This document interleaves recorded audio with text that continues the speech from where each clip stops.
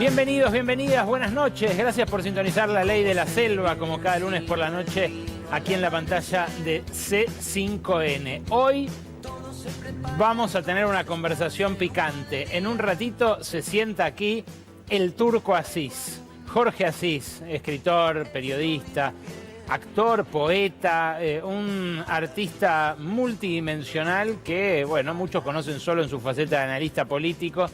Tiene mucho para decir en este momento de la Argentina y en un ratito, a sus casi 80, se sienta a conversar aquí conmigo sobre la actualidad.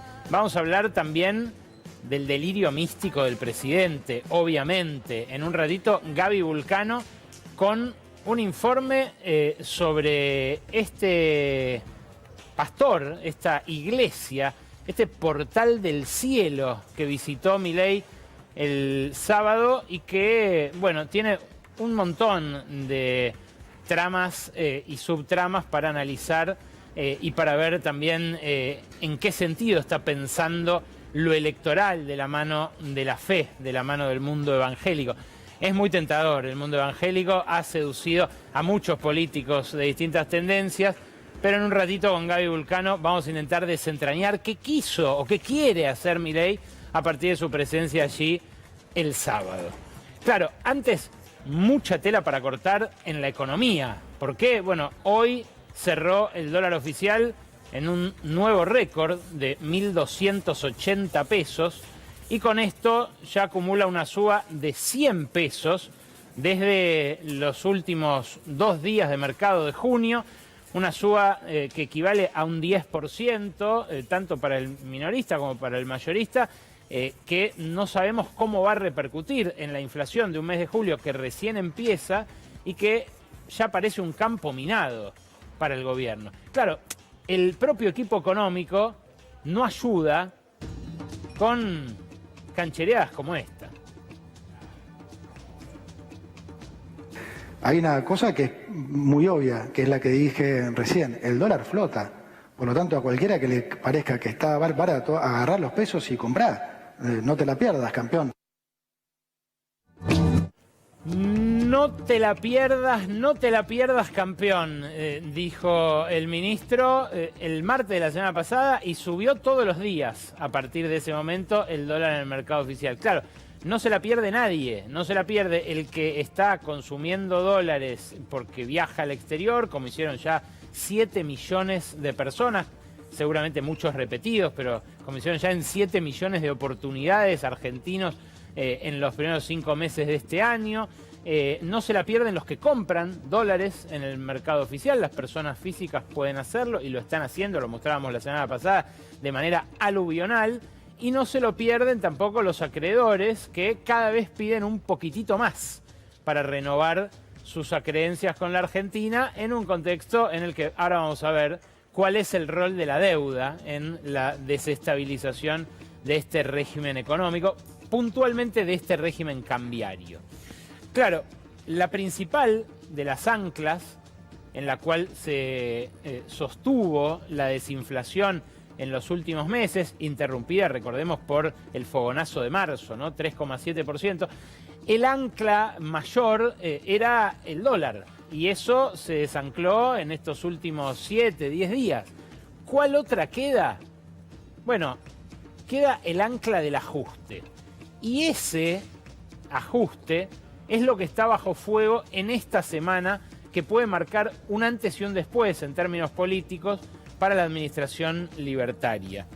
Claro, para despedir las facultades delegadas que se le vencen pasado mañana al Poder Ejecutivo, facultades que delegó el Congreso Nacional en la aprobación de la ley bases y que, bueno, le permitieron al gobierno llevar adelante muchas de las reformas por decreto que hizo en este año.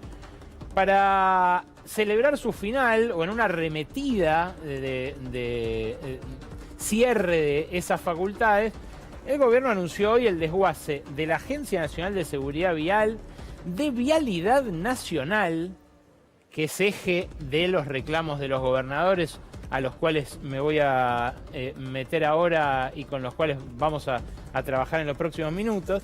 Y mañana va a eliminar el Instituto Nacional del Cáncer y el Instituto Nacional de Enfermedades Cardiovasculares. Claro, en el medio el INTI y el INTA. Hoy hubo una gran manifestación en General Paz, represión de la policía de la ciudad y 2 detenidos allí también por protestar. Toda esa motosierra sobre reparticiones estatales no es lo más cuantioso del ajuste. Lo más cuantioso del ajuste, lo más significativo, es jubilaciones, obra pública y transferencias a las provincias.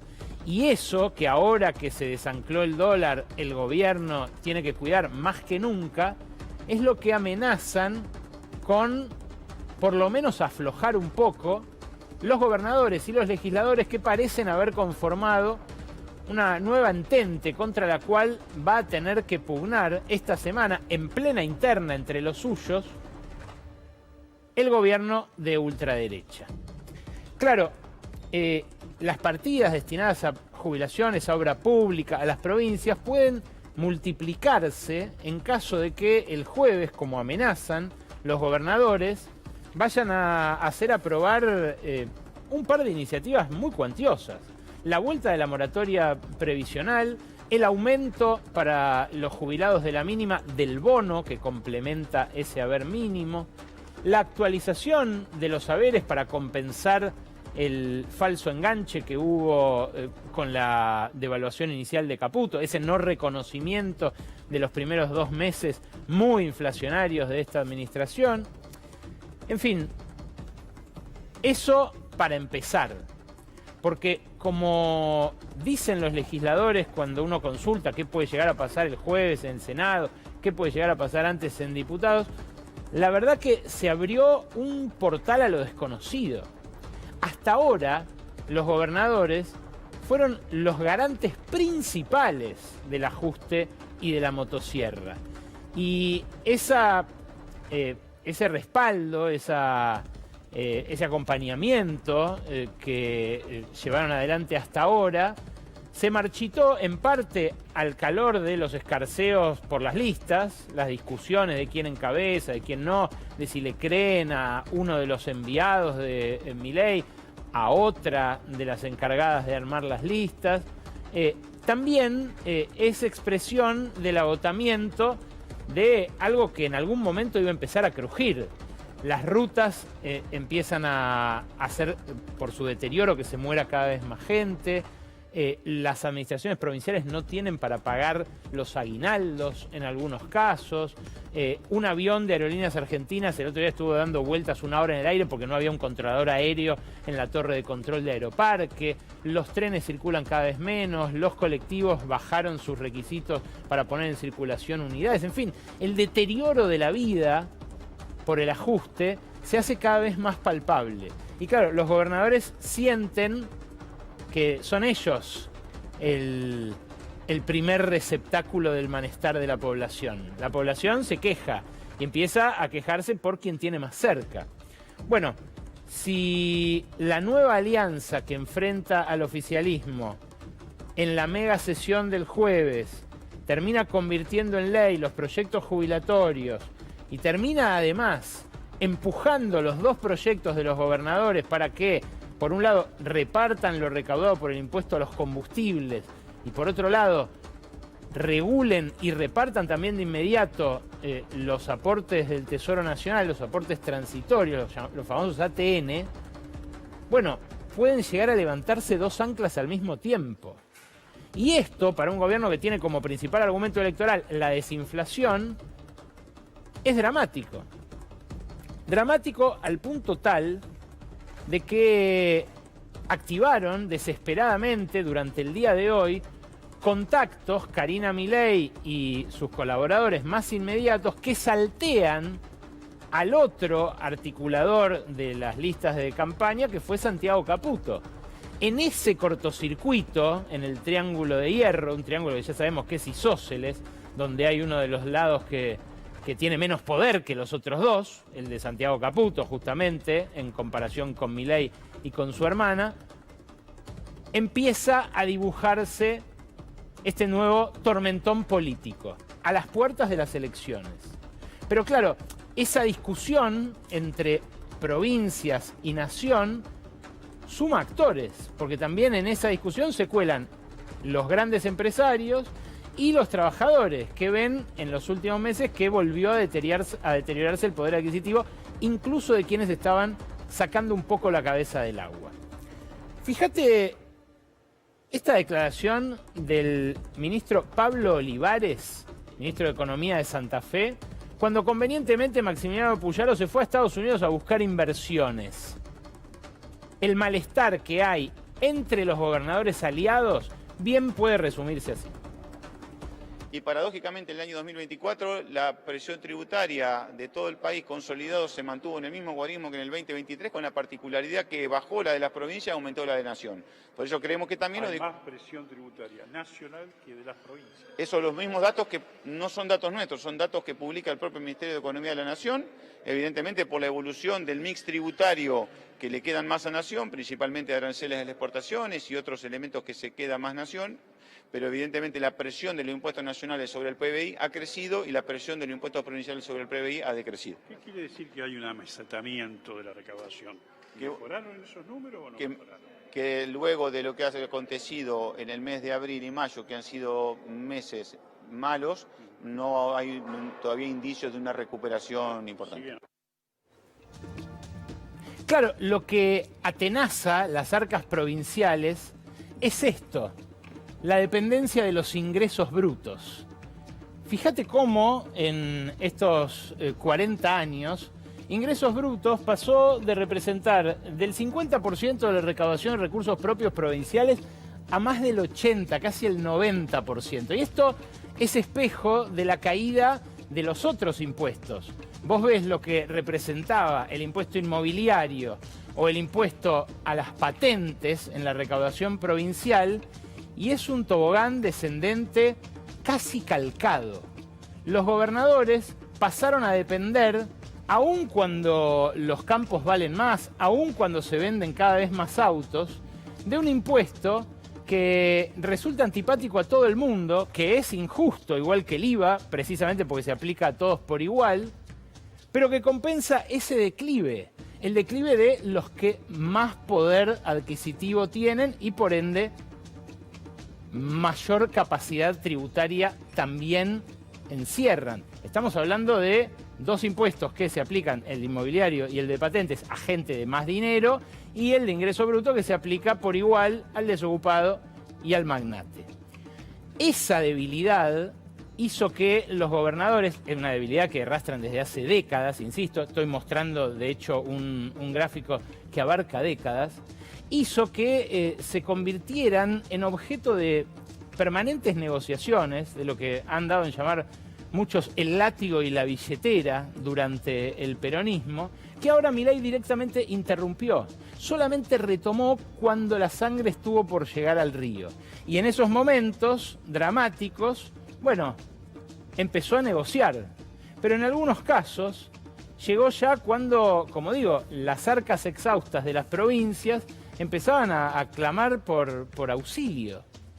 Y fíjate vos qué interesante cómo también incluye esta discusión a actores nuevos, a jugadores de la nueva economía de las plataformas, que en algunos casos están casi por encima de los estados. Esta mesa de gobernadores que por primera vez firmó conjuntamente con las 24 firmas un par de proyectos que pueden generarle un agujero fiscal preocupante a Caputo, es también una mesa enfrentada con un banquero de nuevo tipo, con Marcos Galperín. Marcos Galperín mañana empieza a cobrar una comisión diferenciada a cada vendedor que utilice su plataforma según la provincia en la que viva.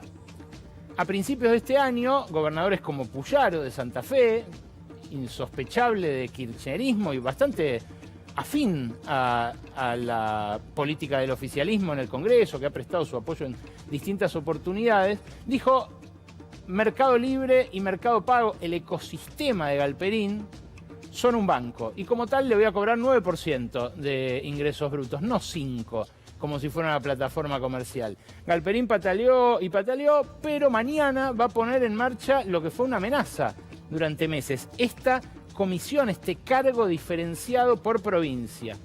También anunció hoy que va a levantar su oficina en Córdoba, donde tiene más de 1.500 personas laburando, porque le cobran tasas en la ciudad de Córdoba, a su juicio muy elevadas. Claro, esto es una confrontación con actores que no necesariamente se le oponen por el vértice. Es una confrontación dentro de la transformación, de la metamorfosis que está pretendiendo cristalizar Milei con sus reformas, una disputa por intereses muy concretos. Claro, este señor que está atrás mío, Juan Paso, el jefe de la AFIP, muy curiosamente, salió en defensa de Galperín, pero una defensa muy enérgica. Lo hizo en el stream Carajo, donde suele responder, no preguntas, sino comentarios que le hacen simpatizantes, como el ministro Caputo. Escúchalo. Vos tenés un gobernador que te dice que está bien aplicarle 9% de ingresos brutos a la renta financiera y nunca se puso a pensar que sin financiamiento no hay inversión. Claro. Sin inversión no hay crecimiento.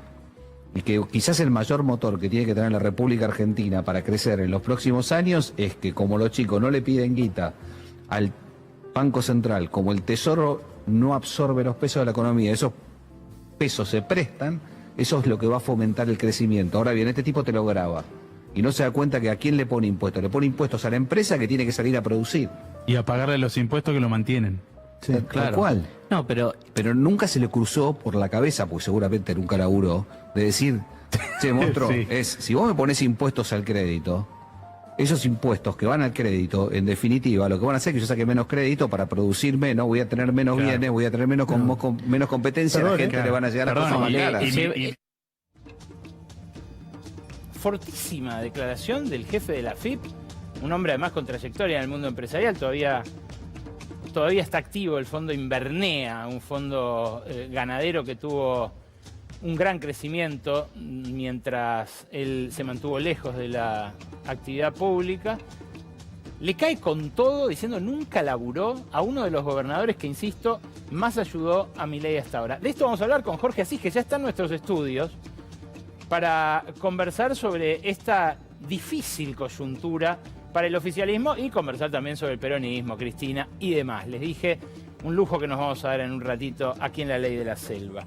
Pero, ¿qué puede marcar, qué puede sentar jurisprudencia de lo que están discutiendo Galperín y Puyaro? Bueno, por un lado, que, como les decía, Santa Fe considera la actividad de Galperín como una actividad financiera. Por otro lado, que establece como base imponible la diferencia entre el monto neto de ingresos financieros que tiene todo ese conglomerado y los egresos financieros, excluyendo los egresos por el resultado de la colocación de títulos públicos.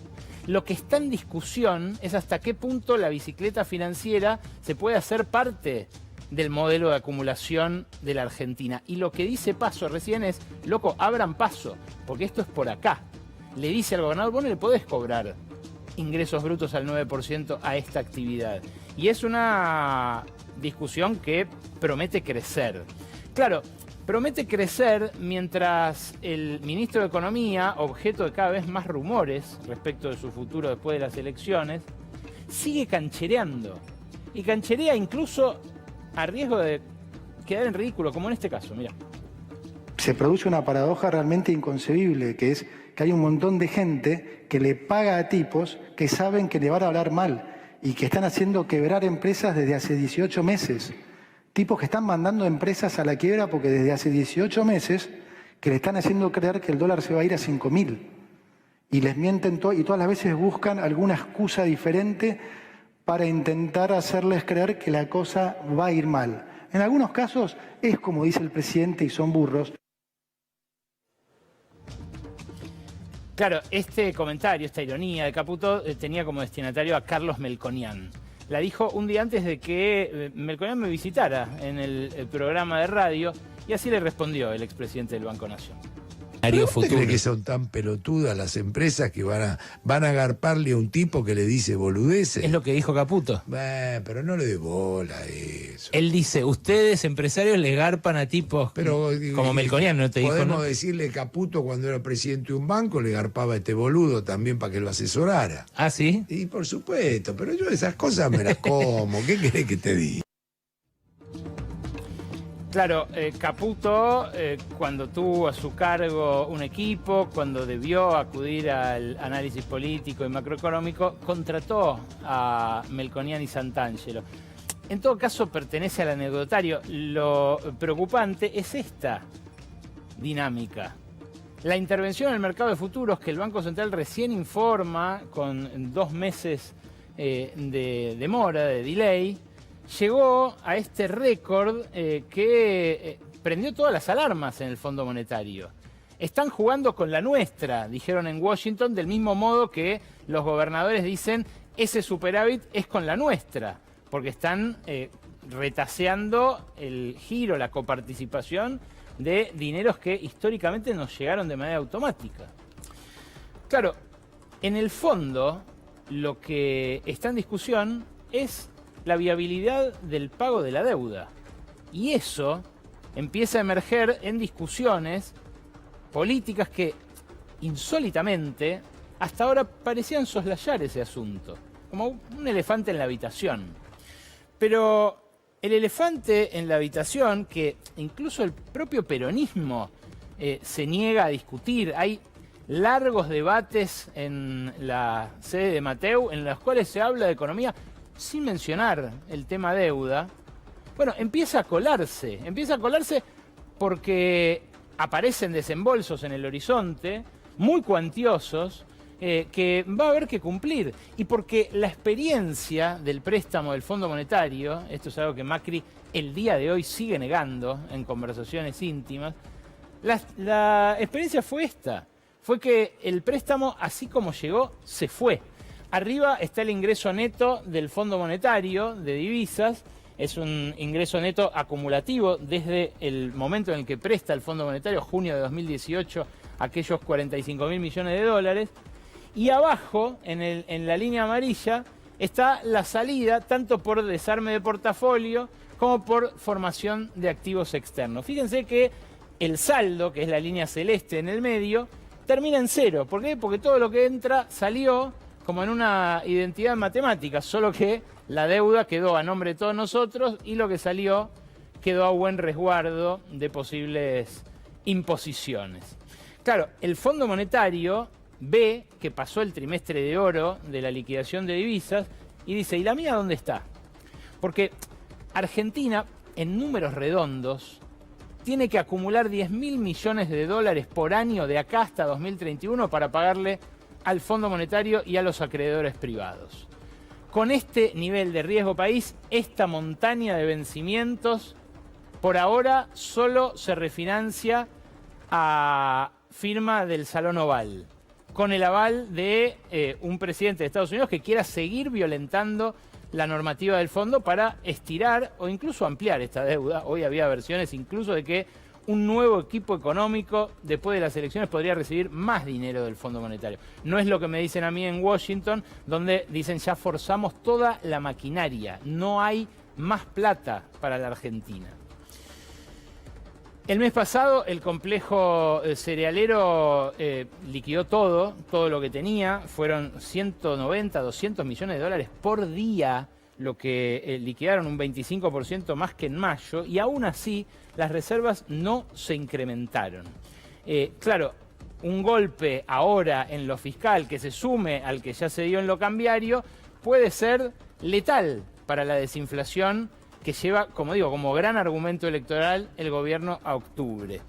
Pero lo que muestran los números del Banco Central es una recesión realmente pasmosa, que hace que se entienda la desesperación de los gobernadores por lo que dejan de recaudar de ingresos brutos, un impuesto súper procíclico. Fíjate, las cuentas sueldo que declara en el informe sobre bancos el Banco Central, de diciembre del año pasado, yo tuve que ir a buscar de vuelta la cifra, de diciembre del año pasado a marzo de este año cayeron en 500.000. 500.000 cuentas sueldo menos. Sí, no es un indicador que directamente refleje la cantidad de empleados. Hay veces que uno tiene una cuenta de un viejo laburo, hay cosas que se arrastran, pero marca una tendencia. La misma tendencia que las empresas que declaran pagar a su nómina bajo el sistema financiero local, que pasaron de 662.000 a 626.000. 35.000 menos en apenas 3 meses, el lapso que abarca el informe sobre bancos. Y en ese contexto difícil es que se producen las torpezas como las que vimos en la cumbre del Mercosur la semana pasada, como las que vimos en materia de política exterior, incluso hasta hoy, cuando en Río de Janeiro se celebró la cumbre de los BRICS. Claro, no solamente hay una crisis política, no solamente hay un coletazo económico, sino que empieza a quedar al descubierto el saldo negativo de una política exterior que no tiene más directrices que el seguidismo de los Estados Unidos. Fíjate, esta situación incómoda de Milei con Lula, en la que parece hacerle un chiste, Lula se pone tieso, no le responde, se pone nervioso, no fue el único papelón. El propio Lula después se fue a verla a Cristina Fernández de Kirchner, al departamento que Cristina quiere convertir en su propia Puerta de Hierro. Se sacó un montón de fotos, tuiteó que había constatado en las calles su popularidad y expuso a Milei a otro papelón. Porque tanto boquear contra el comunista de vecino y qué sé yo, y ni siquiera atinó a denunciar injerencismo o una intromisión indebida en asuntos de política interna. No solamente fue esto, lo que tensó el Mercosur no pareció perseguir ningún objetivo estratégico. Lula sacó pecho hoy de que ahí con los BRICS tenía la mitad de la población mundial, al 40% de la riqueza que se genera año a año en su país, y anunció que el nuevo Banco de Desarrollo de BRICS, que es este bloque del cual Argentina pudo haber sido parte, pero no lo fue por decisión de Milei, ya financió 20 proyectos productivos en Brasil desde que empezó a hacerlo. 3.500 millones de dólares. Y en la cumbre de BRICS pasó algo más, que pasó completamente inadvertido, que hoy me advirtió Juan Gabriel Tocatlián, que es muy significativo en tiempos de guerra, que es que Brasil y la India obtuvieron el respaldo de todo este bloque y de muchos países que estaban ahí como invitados para sumarse como miembros permanentes al Consejo de Seguridad de la ONU.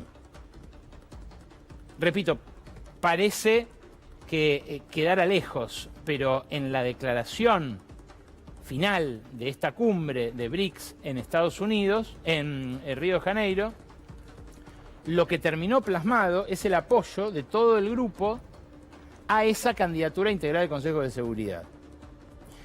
¿Cuál es la historia de esta disputa? Bueno, hay un G4 que integran Alemania, Brasil, India y Japón, que sostiene que en caso de que se amplíe el Consejo de Seguridad, los miembros nuevos deberían ser permanentes, no transitorios como lo son ahora los invitados.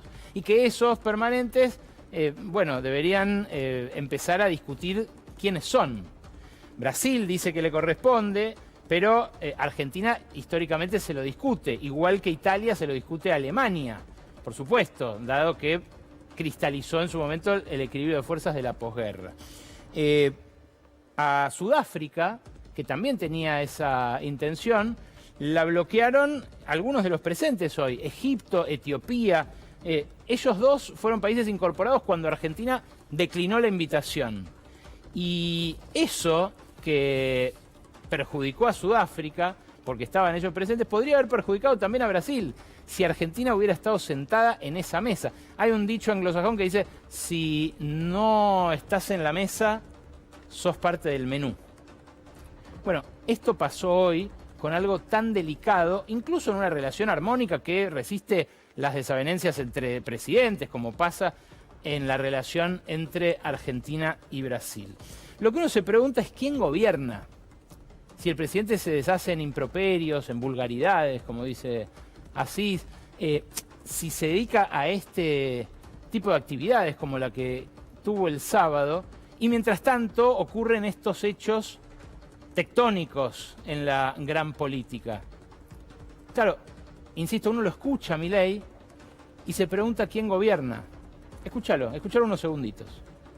Es en el Evangelio de San Lucas, voy a leer la cita, digamos, capítulo 4, versículo 5,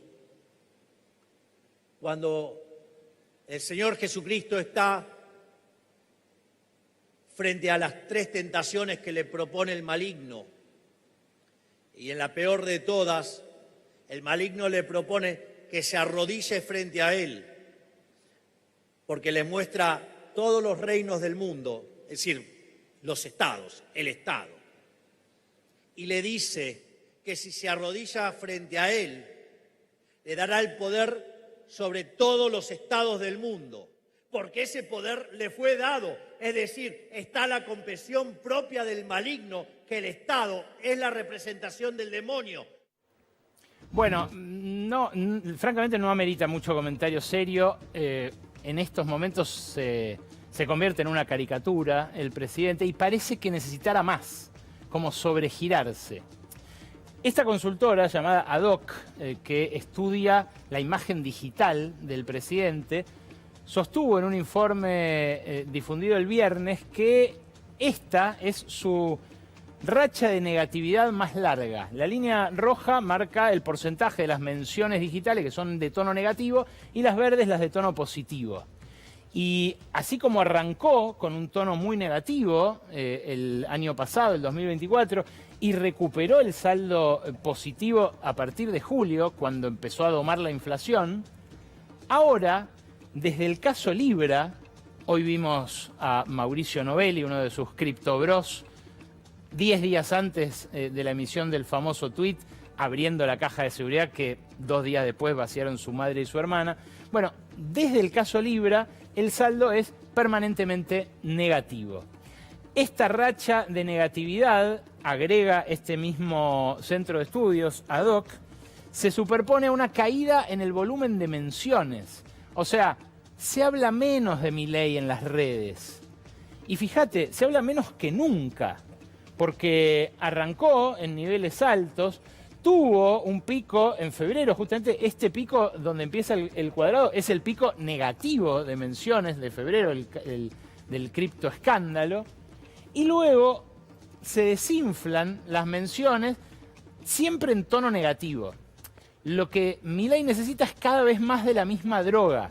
Necesita cada vez más caricatura, cada vez más delirio místico, cada vez más cita bíblica, pero también cada vez más violencia. Y esa violencia, que parece de a ratos ser una muestra de fortaleza o de autoritarismo, también refleja debilidad. Refleja debilidad porque el que más habla de Milei es Milei, y lo dice también este informe. El que sostiene el tono positivo de las discusiones en torno a él es el mismo, que no para de tuitear. Pero de vuelta, ¿quién gobierna mientras? Porque es en este contexto que un combinado de fuerzas policiales, judiciales y políticas desataron una especie de razzia sobre manifestantes, militantes políticos. Una razzia que incluye allanamientos violentos, que incluye personas detenidas y esposadas en la noche por un escrache. Un hecho que podría ser multado como una contravención que protagonizó esta chica, Alesia Abigar, fue penado desproporcionadamente con el encarcelamiento en una cárcel de máxima seguridad. Y claro, la justicia en esto es instrumento del gobierno en su desproporción. No fue solo ella, fueron otros 4, queda uno detenido, pero Iván Bianchi, 22 años, Aldana Mucio, 45 años, Candelaria Montes, 24 años, la que sigue detenida, Eva Mieri. La reacción del peronismo frente a este atropello también es un reflejo de la desorientación reinante en la oposición. Porque, más allá de lo torpe que puede ser volcar bosta a la luz de las cámaras en una urbanización en un barrio como Bécar, donde, bueno, es muy difícil escabullirse de esto, y también con bajo impacto político en comparación con lo que podría haber sido increpar a Espert en el Congreso o desatar algún tipo de acción simbólica en torno a él. Bueno, fue blindado por una parte del peronismo como un acto heroico de resistencia y condenado por otro que silbó bajito y que no hizo nada. Pero de vuelta, si en términos políticos entramos en una especie de dimensión desconocida, en la cual los consensos de la democracia ya no solo están vulnerados en lo programático, en esto de que se come, se cura y se educa, sino en lo más elemental de cómo se protesta, qué se puede hacer y qué no, cuándo vas preso y cuándo no, qué implica un delito de opinión para los tribunales. Bueno, empieza a perfilarse, por un lado, un perfil represivo de un gobierno que no habilita la protesta, que la penaliza, de una justicia que acompaña eso, y también un gran signo de interrogante del lado de enfrente. La pregunta para la oposición es ¿qué hacer?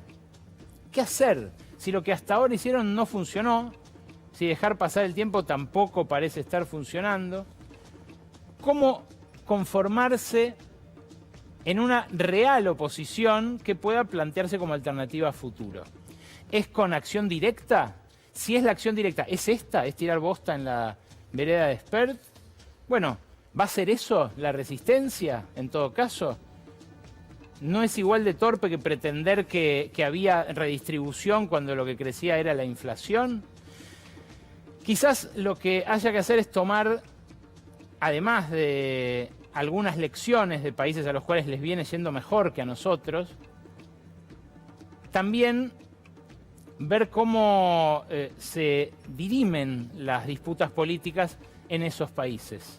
Creo que Fernando Haddad, el ministro de Economía de Brasil, da algunas pistas en estos dos fragmentitos con los que cierro este editorial para ir a conversar ya con Asís.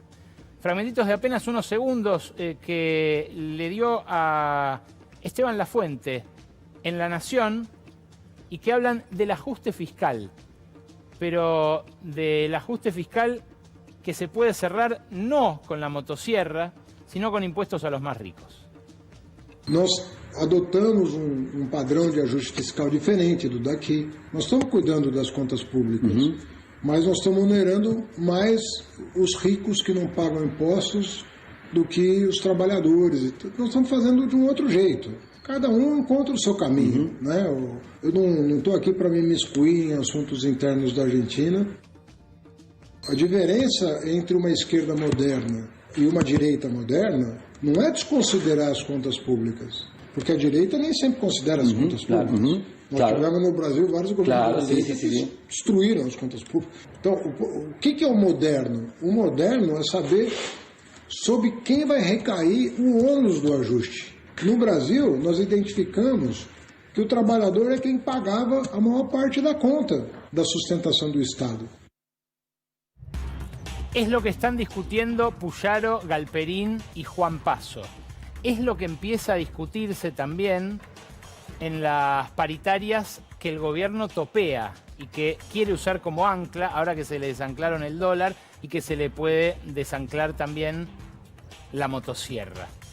Son preguntas que el progresismo argentino se tiene que poder responder también, tabúes que tiene que poder derribar, que el peronismo tiene que avenirse a discutir si es que quiere dejar de mirar al futuro con el espejo retrovisor.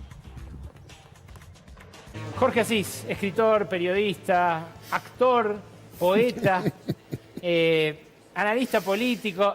Yo diría, su principal talento es poner apodos, ¿no? Ponerle nombres a la gente. Pero de verdad es un gusto tenerte acá. Gracias por venir. Por favor. ¿Qué pensás de esto que estaba hablando al final? Vos has visto pasar de todo. ¿Milei está instalando una nueva cultura política o un nuevo régimen político en Argentina? A veces sí. Él impuso una personalidad. Basta con ver cualquier diario de papel y ves la cantidad de retratos de Milei que hay. Casi todos, digamos, ocupó una centralidad muy importante. Y la tiene todavía, te diría que la tiene.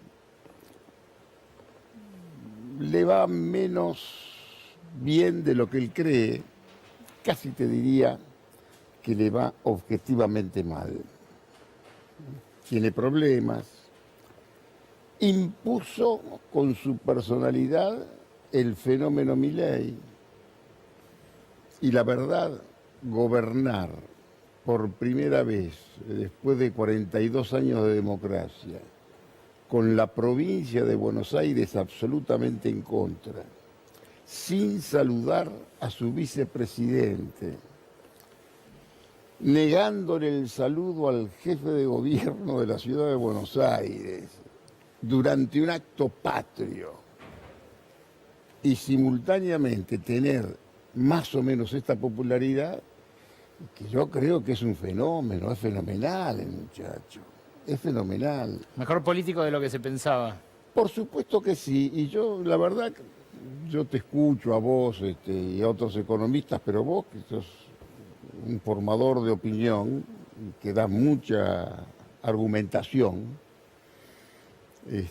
yo no sé si me lo tomaría tan seriamente desde el punto de vista económico. A ver, ¿en qué sentido? ¿Por qué no? Porque en realidad él es un fenómeno político. La construcción de poder de Milei fue absolutamente ejemplar.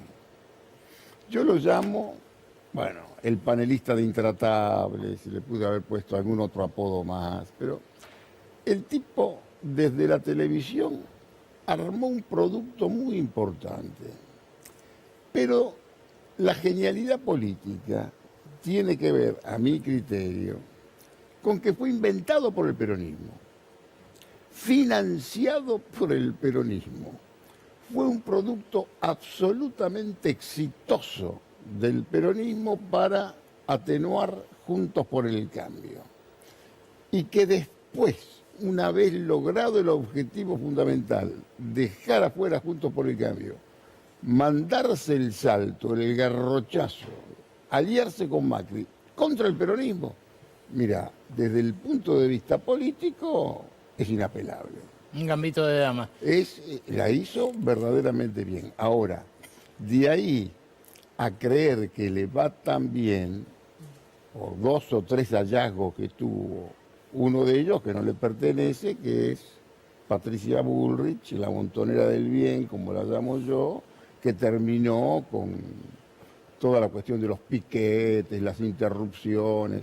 Hoy en Buenos Aires te podés desplazar bastante mejor. Y después también el tema de la inflación, que eso es su gran caballito de batalla, junto con el superávit que tiene, que como bien decís vos, y es la verdad, dicen los gobernadores, con la nuestra. ¿Cuán en peligro está eso, Turco, con la movida de esta semana? Y esta es una semana muy difícil para el gobierno.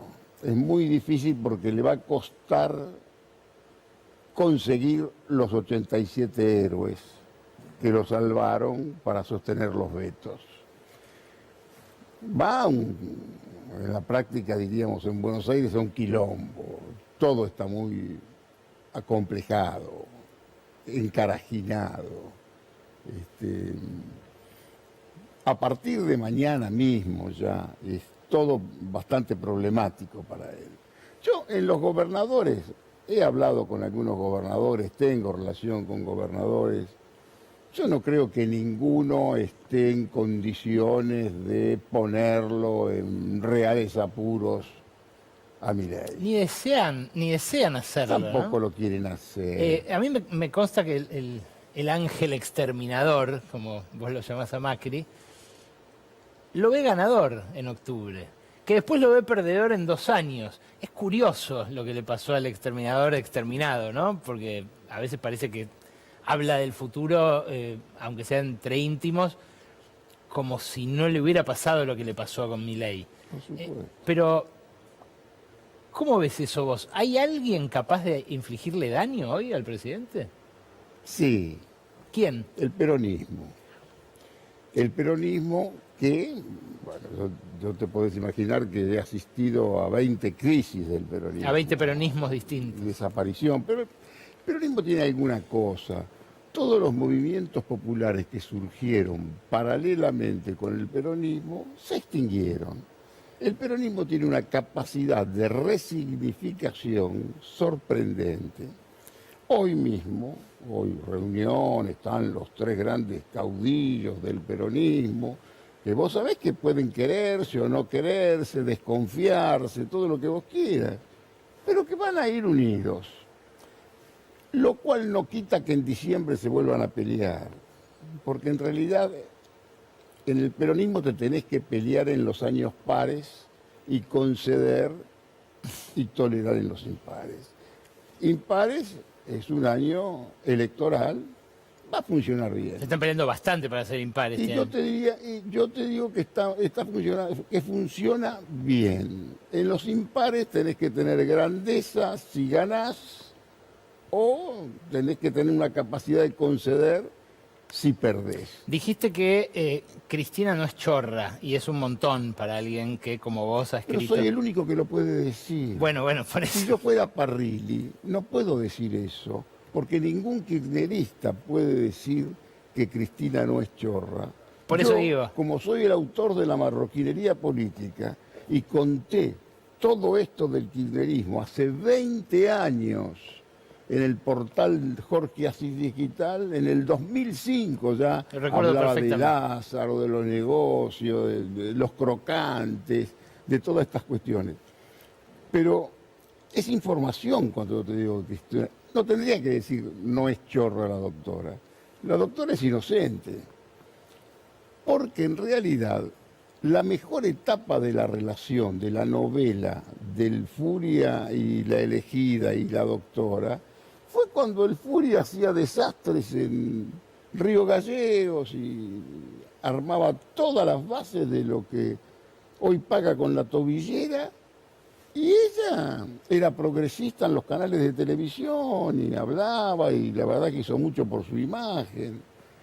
Pero en realidad, por lo que yo conozco y leí, ahora por supuesto, si vos culpás por el que debía saber, tenía la obligación de saber, eso... No es un tipo penal tampoco. No es nada, claro. Y aparte es el marido, ¿viste? Ahora, claro. ¿Qué fue Néstor Kirchner?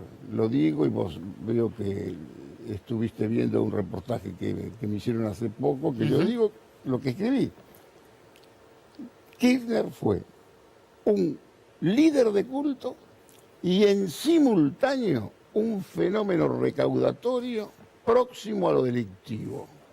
Que no son contradictorios entre sí. Que no son contradictorios, porque es un error tomarlo solo como líder de culto, como hicieron los grandes kirchneristas, como si fuera un líder romántico, pero también es un error tomarlo como un delincuente, porque sabía y él tenía una concepción de la política recaudatoria.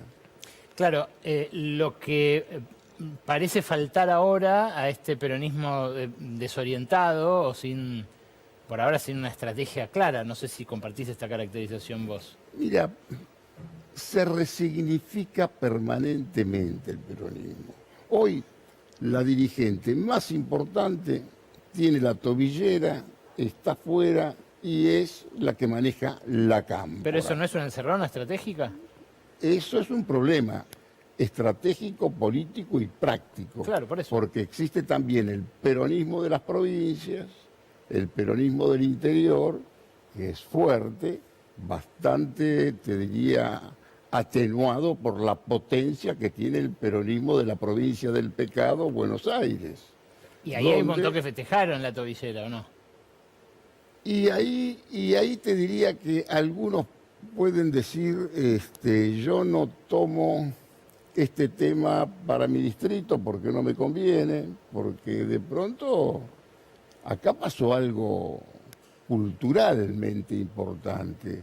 La designación de Kicillof, la invención de la doctora de Kicillof como caudillo de la provincia del pecado, fue casi te diría la máxima disrupción, poner un transparente en la provincia del pecado. Más opaca. La más opaca. Claro. Donde la interna peronista, y esto también lo repito y todo, la interna peronista es siempre por cajas. Nadie discute por frases de Perón, ni si tenemos que ser más socialdemócratas o neoliberales. No es doctrinaria la cuestión. Las peleas son por cajas. Pecuniaria y no doctrinaria. Eso yo digo que me lo enseñó el marxismo-menemismo, ¿no? Vos tenés que analizar la caja y sabés qué es lo que pasa. Materialista histórico de los 90. Pero por supuesto. Jorge, ¿lo imaginás a Kicillof presidente? Encaramado en ese peronismo que puede reinventarse, como decís. Te diría que sí, porque el poder en la Argentina y en todo el mundo está para los 50. Hay una patología de creer que el poder está para los 80, como pudo tener Perón, como tiene Lula en Brasil, como tiene Donald Trump, 79 años. Sí. Pero en realidad la potencia, y para la política, la potencia que pudo tener un Clinton, por ejemplo, que hoy tiene... Bien elegida la palabra. Yarlora, sí. Kicillof, casi te diría, depende de cómo le vaya a Milei la respuesta que puede tener el peronismo. Tiene tipos de 40 años, 4 o 5 que la verdad que son distintos perfiles, Guado de Pedro incluso, que tiene 50 años, todos nos parece que son todos chicos, pero los años no pasan solamente para mí, ¿entendés? Todos tienen... El profesional también. El profesional le queda otra bala en la recámara, sabe que no tiene muchas balas, pero una seguro la tiene. Aún habiendo sido derrotado en el 23. Habiendo sido derrotado 2 veces ya. Es cierto. Y en el peronismo, la verdad, la derrota es un error. Haber sido ya 2 veces candidato a presidente, pero un tipo que tiene 53 años como Sergio, tiene todavía algún otro tiro. Turco, te tengo que ir a la tanda. ¿Te puedes quedar 5 minutos y seguimos? Querido, ¿cómo no? Me queda, vine hasta acá. Me queda la respuesta entre esos dos que tienen la misma edad, que parece que no, pero Axel y Sergio Tomás, 1 año de diferencia, creo. Y también Yarlora está exactamente... Kicillof tiene 54. Yarlora y Sergio tienen 53. La trivia entre ellos después de la tanda. Seguimos con Jorge Asís y viene el informe exclusivo de Gaby Vulcano con el plan de Milei para ese puente al cielo con los evangélicos. Seguimos charlando con Jorge Asís. Me dijiste que le queda una bala en la recámara al profesional, a Sergio Massa. A Sergio Massa. Le queda una bala todavía. ¿Debería jugarla ahora? Porque algunos dicen puede ser candidato. Yo creo que no. Según mi información probablemente mala, no va a ser candidato. No sé si yo no soy asesor de él ni nada, pero me parece que tiene que esperar un poco. Tiene que esperar. Y aparte fue bastante heroico lo que hizo él. Mirá que por 2 puntos no ganó en la primera vuelta. Es cierto, pero... Y después de un gobierno como el del poeta impopular, que digamos que no fue de los mejores, de los más sólidos, ¿no? Pasa que heroico prohijar o procrear una defecio como el actual, bueno, hay que ver que es heroico, ¿no? Pero bueno, en el último año y medio de Alberto Fernández, prácticamente el que gobernó fue Massa. Sí, claro. En la práctica. Por supuesto. En la práctica. Se quejaba cuando lo decíamos acá. Pero es verdad. Sí. Él no, por supuesto que se queja. Es muy hábil y sabe. Y es un tipo que se equivocan los que creen que está fuera de la política. Está enchufado permanentemente con la política. Claro. Y aparte tiene una claridad estratégica que no es solamente el proyecto suyo personal. Creo que mira muy bien el panorama político. Bueno, suponiendo entonces que Milei, que es un supuesto fuerte quizás, que Milei pierda en algún momento las elecciones y entregue el poder. Si querés nos detenemos en ese detalle. ¿Imaginás algún cortocircuito en un momento así? Mira, en un primer momento yo pensé que esto terminaba en la Asamblea Legislativa. Por eso. Razón por la cual es importante estar dentro de la Asamblea Legislativa. Porque, por características de su propia personalidad, él, digamos, es verdaderamente un fenómeno, pero que se pelea demasiado, se pelea permanentemente, que cae en unas vulgaridades bastante extremas, te diría. Razón por la cual pensar que puede fallarle alguna vez no es nada alucinante. Perfectamente puede ocurrir. ¿Seguís pensando eso entonces? Mira, para mí es muy difícil también el camino de acá hasta octubre. ¿Por qué? Faltan 3 meses de acá hasta octubre. Y si tiene todas semanas como la de esta semana, por supuesto que son difíciles. Y yo no creo que nadie sensatamente quiere terminar con el gobierno de este muchacho. Bueno, pero suponiendo que llega a su fin... Lo que pasa es que ya es una suposición que me lleva a lo contrafáctico. Sí. Es casi una especie de un ejercicio de adivinación. Pero es que es de la única manera que podemos hablar de los posibles Yo creo presidenciables. hoy que la única oposición seria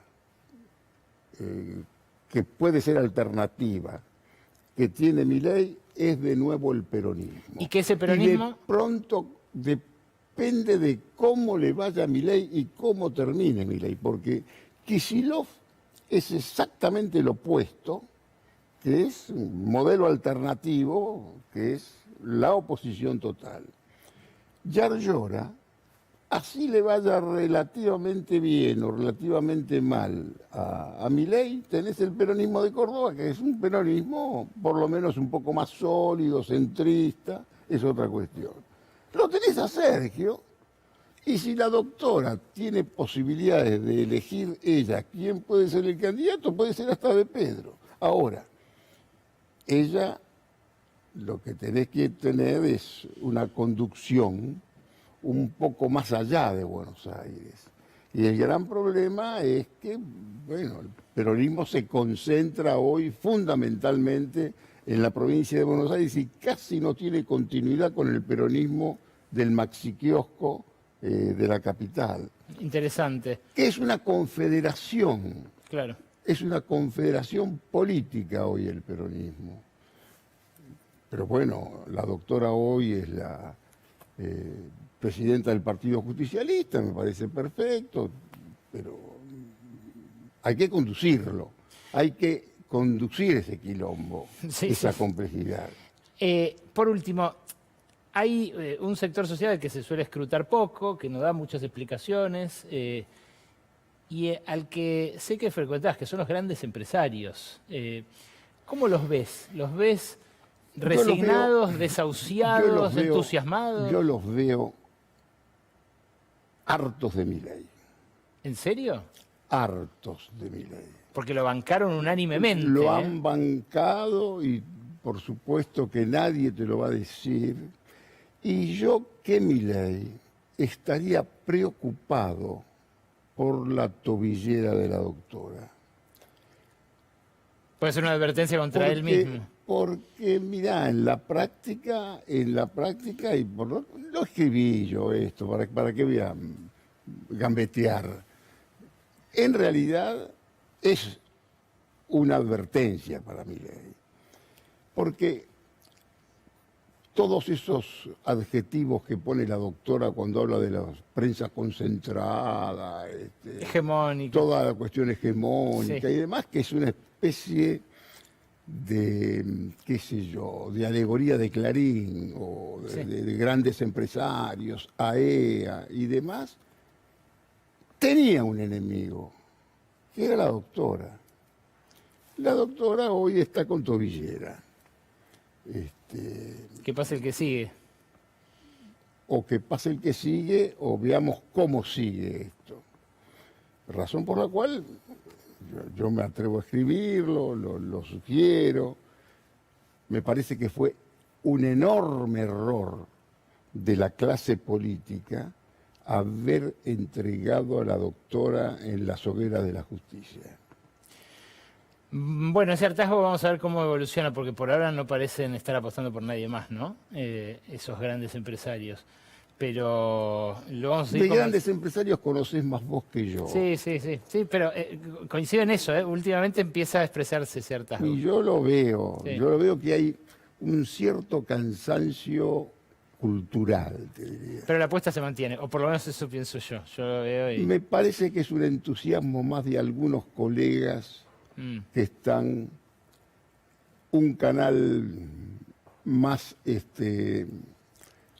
a la izquierda, pero en la posición, nada más que el de ustedes. Algunos colegas, pocos contados, y te diría cada vez menos. Sí. Y cada vez como, en realidad, Milei no es un producto de La Nación o de Clarín, es a pesar de La Nación y de Clarín. Él es un emergente de otra legitimidad, de una legitimidad que tiene que ver con las redes sociales, con toda una cultura nueva que pasa por el streaming, el podcast, todas estas cosas nuevas que el pibe las supo aprovechar mejor que nadie. Turco, gracias por venir, ha sido un placer. Por favor, la pasé muy bien con vos. Muchísimas gracias. Nos espera Gaby Vulcano con un informe realmente interesante después de este segmentito de humor.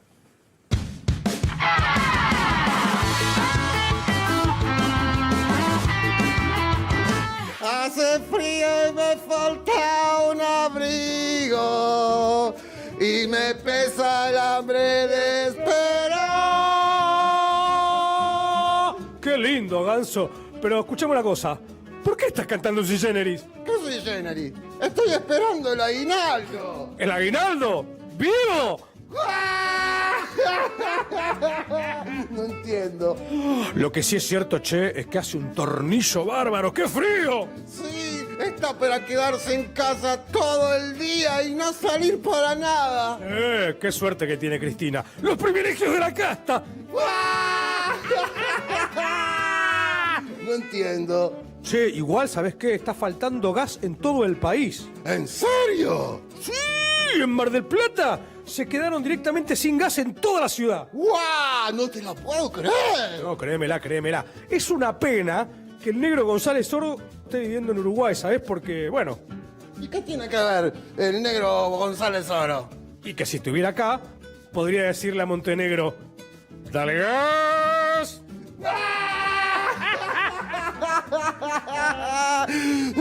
No entiendo. Che, el Jabo lo tiene muy preocupado la falta de gas en Mar del Plata, ¿sabes? ¿Por qué? ¿Qué pasó? Este tipo sensible, ¿eh? No, qué sensible. El problema es que sin gas, ¿cómo va a subir la economía como pedo de buzo?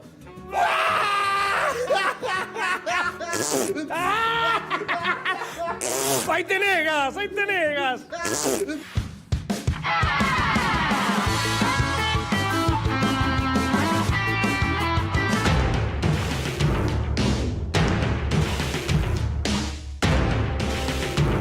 Lo hiciste como Ícaro, ¿no? Gaby Vulcano, bienvenida, buenas noches. ¿Qué tal? Buenas noches. No sé si Javier Milei tiene alas, pero lo que sí podemos decir es que estuvo en la iglesia Portal del Cielo el sábado en Chaco para la inauguración de una gran obra del pastor Jorge... ahora se me fue el nombre. Del pastor que, bueno, está en Chaco hace mucho tiempo, un pastor que tiene vínculos con distintos dirigentes del peronismo, del radicalismo, tanto con Capitanich como con el actual gobernador Cedero. Bueno, vienen teniendo una importancia muy grande lo que son las iglesias evangélicas para la libertad avanza. No es nuevo, pero lo que sí es nuevo es la presencia de Milei en la inauguración de una iglesia. Estábamos hablando de Jorge Ledesma, ahí me acordé el nombre, que vienen teniendo relación, Ale, no desde ahora, te diría que ni siquiera desde antes, en lo que fue la campaña electoral a la presidencia. ¿Desde cuándo se conocen? se conocen desde que Javier Milei era candidato a diputado nacional. Ah, mira vos. Estamos hablando de mucho tiempo atrás. Y ahora te voy a ir contando algunos vínculos que vienen teniendo incluso con otros sectores de los evangélicos. Claro, perdón, porque este pastor también lo tuvo a Capitanich. Sí, claro, como te decía recién. En ese mismo lugar, ¿no? Claro, como te decía recién. Súper conectado. Como te decía recién, de hecho, esta obra de lo que es la iglesia El Portal del Cielo comienza durante el gobierno de Jorge Capitanich, claro, con quien tiene mucha relación, y siguen teniendo este vínculo ahora con el actual gobernador Sedero.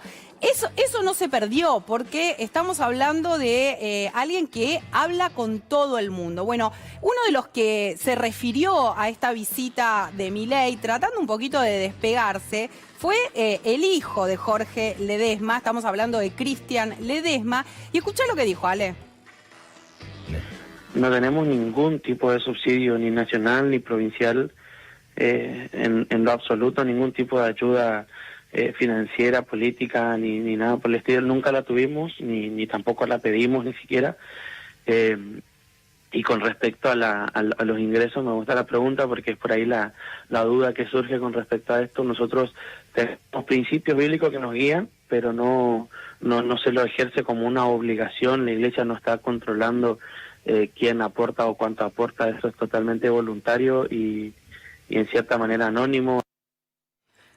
Ale, ahí ellos tratan de despegarse de la figura de Javier Milei, diciendo un poco que, bueno, es presidente de la nación y lo invitaron y decidió ir y nada más, que no tienen vínculos con la política. Ledesma, lo primero que hay que decir es que responde al apóstol Guillermo Maldonado. Vos me dirás quién es Guillermo Maldonado. El hondureño, ¿no? El hondureño, que es un defensor acérrimo de Donald Trump.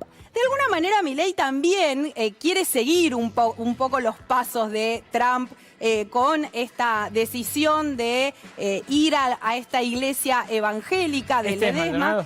Este es, ahí lo vemos, ahí está Maldonado, donde está con una corbata violeta, sí, y estuvo con Milei también el sábado, le dio sus bendiciones, algo que ella le había adelantado y le había hecho llegar a su entorno, que le iba a dar las bendiciones. Estamos hablando de alguien muy cercano a Donald Trump, defensor de la política de Donald Trump, y por eso te decía un poco que Milei también trata de seguir los pasos de el presidente estadounidense en este sentido, y que también hay que leer esta visita a la iglesia El Portal del Cielo en Chaco en esa clave, en una clave que tiene que ver, por un lado, política, porque se da en el marco electoral que vamos a ver en los próximos meses, tanto en la provincia de Buenos Aires como a nivel nacional, pero además en el marco de la alianza que tiene Milei con Trump, o por lo menos en el vínculo que él quiere tener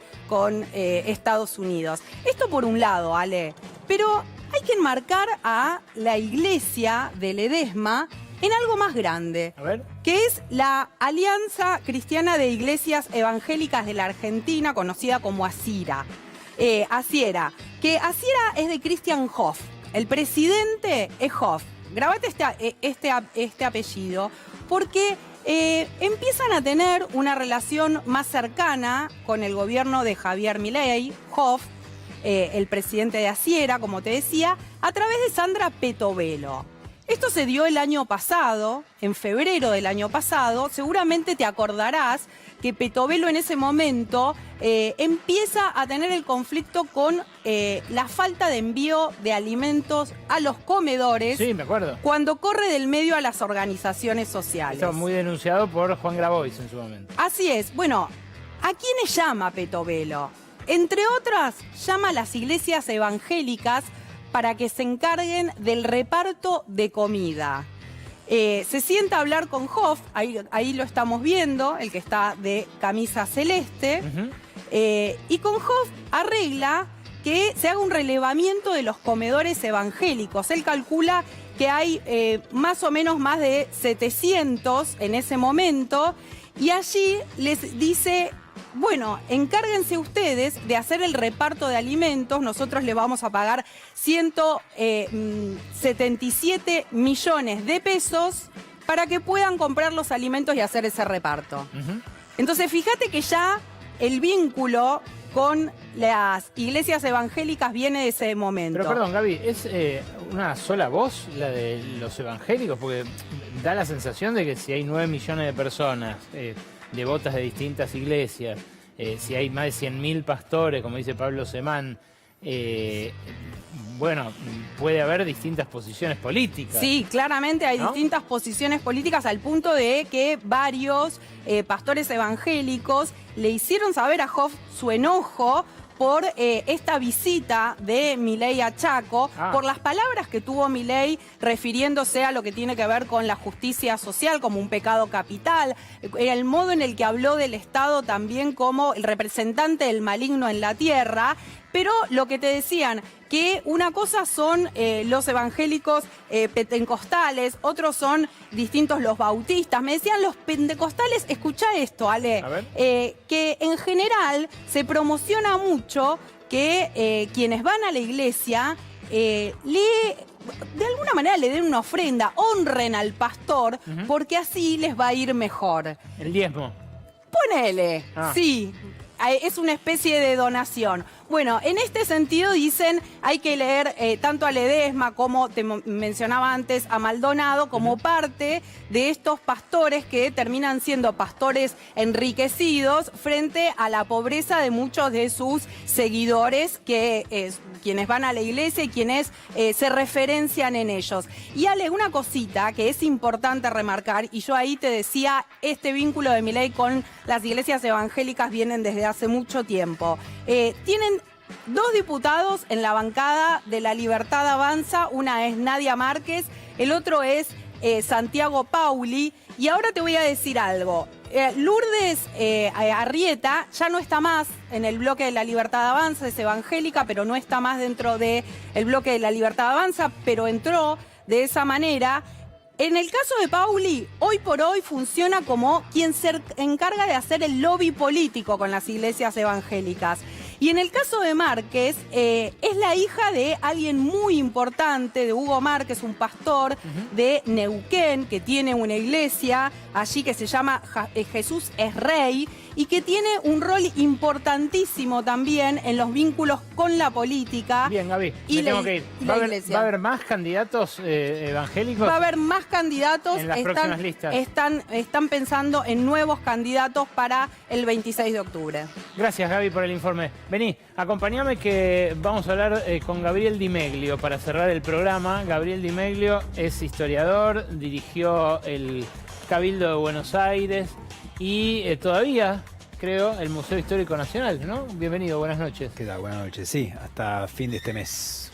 Bueno, fuiste despedido, ¿no? De un puesto que no siempre era político, ¿sí? No, son puestos más técnicos que políticos, o sea, tienen un correlato político, pero en general no acompañan necesariamente los cambios de gobierno, etcétera, ¿no? ¿Por qué te echan? No me dieron una explicación, pero en principio hubo una idea de una decisión política pero como pasa con estos casos, cuando no te dan una explicación, hay especulaciones y extraoficialmente me dijeron que por haber criticado, haber dicho en realidad que no teníamos presupuesto en los museos nacionales, lo cual es una realidad. O sea, sí, no, de hecho, se hace gala de eso, ¿no?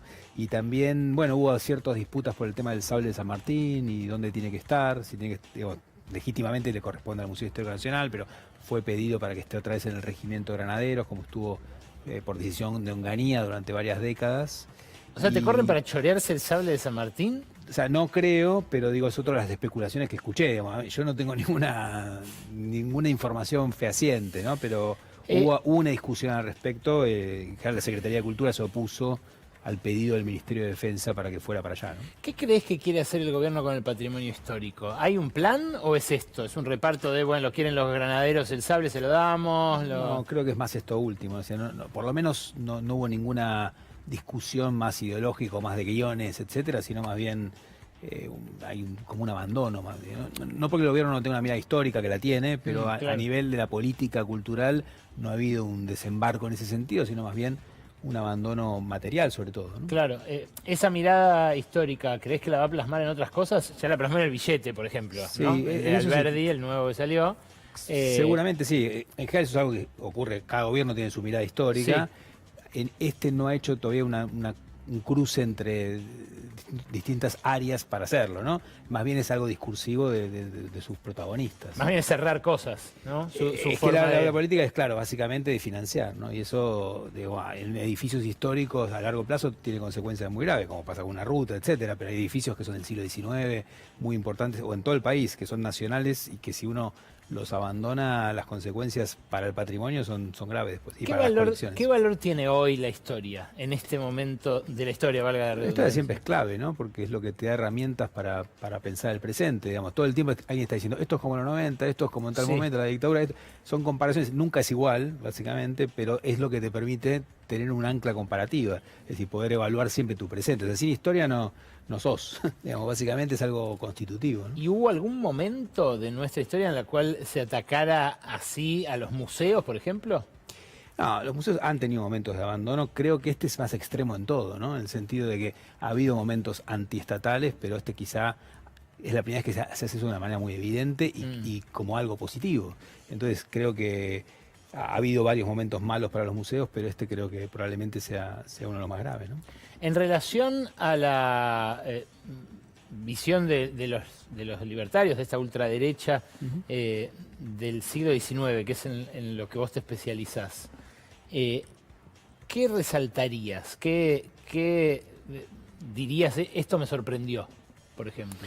Bueno, por un lado, hay una desvalorización del siglo XX entero. Hace unos años otros grupos decían, bueno, es del Perón en adelante, el problema acá directamente es más o menos de la llegada de la democracia, ¿no? De masculina, aunque sea de 1916 en adelante, todo estaría mal.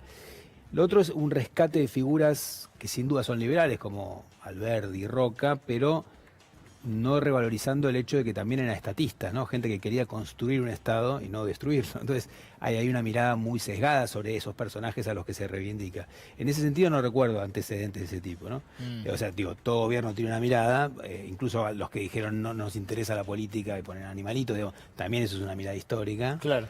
Este prefiere más dar una disputa, creo, pero eso, con una mirada. Y la parte más complicada es la reivindicación de las masacres del ejército contra los indígenas, ¿no? Esa me parece la parte más compleja, al igual que el negacionismo, la dictadura, ¿no? Eso sí es bastante novedoso, porque hasta hace no tanto tiempo eso era algo prohibido en democracia, y ahora se habilitó un tipo de discurso que no existía hasta hace no tanto, ¿no? Gabriel, el sábado vas a hacer una última, The Last Dance, sí, una última yo a veces visita, ¿no? Guiada al museo. Sí, hago visitas especiales cada tanto, o vienen invitados, y en este caso iba a hacer una más adelante, decidí adelantarla y me sirve como despedida de la gestión. ¿Es abierto al público esto? Abierto al público a las 5 en Defensa 1600, ahí en el Parque Lezama, Ciudad de Buenos Aires. ¿Qué le dirías a un joven que no fue nunca a un museo? Que vaya. ¿Y para qué sirve ir a un museo? Mira, los museos históricos, me encantan de todo tipo, pero los históricos son los que más conozco, tienen una cosa que en ninguna forma de transmisión de historia tenés, ni en una clase, ni en una película, que es esa ilusión de que el pasado se hace presente, ¿no? Es increíble. Ves algo y decís, esto lo usó tal, esto estuvo en tal momento. Para mí, que soy un nerd de esas cosas, no hay una comparación, no lo lográs transmitir de otra manera, ¿no? Es un flash. El otro día estuve en el convento de San Lorenzo, que no había ido, el campo, ¿cómo se llama? El de enfrente. Donde fue la batalla. Donde fue supuestamente la batalla, en realidad es 1 kilómetro más campo allá. Corrido. El Campo Santo, no, Campo Santo no, es el campo, le llaman sí, el campo de batalla, ahí enfrente del y francamente te invade la historia, es una cosa... Sí, hay muchos lugares así, los sitios y después las colecciones, como tiene el histórico, que decís, ahora va a ser 9 de julio, con este tintero se firmó la independencia, y vos decís, o sea, son momentos, o el petitorio con el que se formó la Junta en mayo de 1810...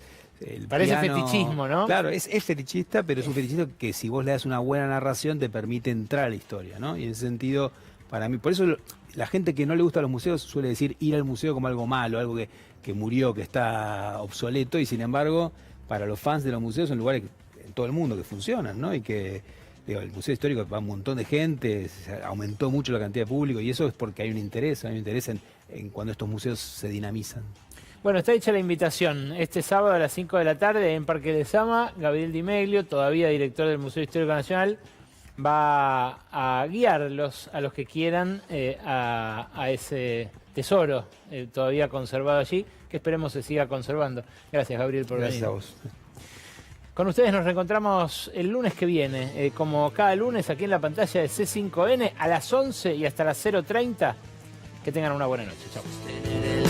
Y se me vino encima.